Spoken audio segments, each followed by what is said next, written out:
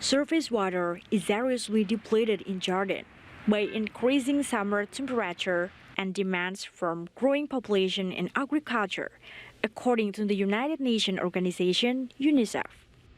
It says only 2/3 of countries' sanitation systems are safely managed and only 1/3 of schools have basic sanitation services.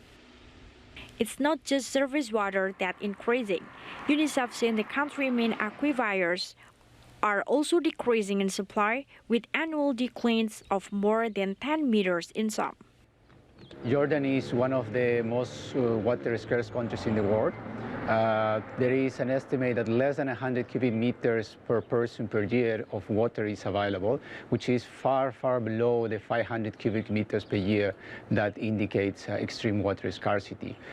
With climate change, we see that the effects are multiplied, particularly over the most vulnerable population, and more in particular children.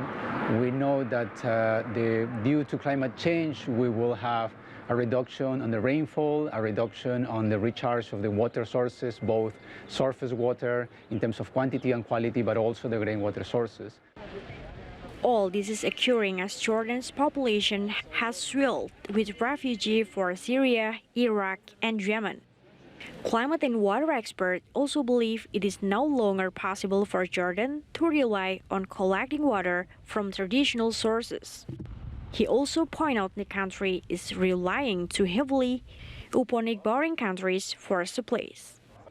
For example, Jordan receives 55 million cubic meters of water from Israel every year.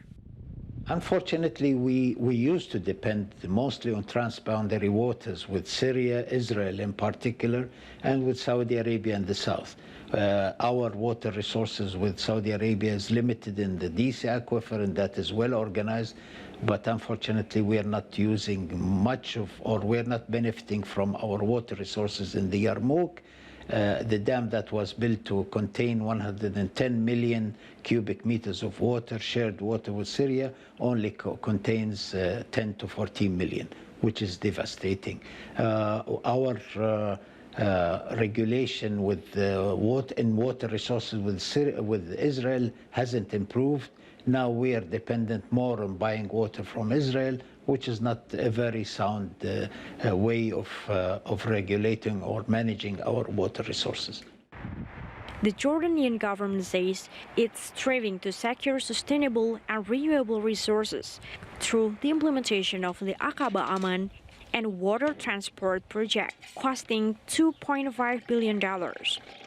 It will aim to provide some 300 million cubic meters of water every year, but this is not expected to start supplying the population until the beginning of 2027. Meanwhile, local Jordanians like Salim Dobuki are being increasingly cautious. بنكون قلقانين خاصة في السنوات الأخيرة على المية وعلى مصادر المية، وعم بنتابع مثلا صرنا الواحد يتابع النشاط الاقتصادية أو تغير المناخ أو الطقس كيف، يعني لما بتشعر إنه والله دخل فصل الشتاء والمية تأخرت، المطر تأخرت، بتقلق كثير، بتقول له السنة بصير شح مياه خاصة في الصيف أكثر، بصير تخاف أكثر، بتصير أنت عايشك بقلق. According to UNICEF, half of Jordan water supply is lost through leaky pipes or it is stolen. Despite extreme water shortages, water authorities are adhering to delivery of water to the city each week.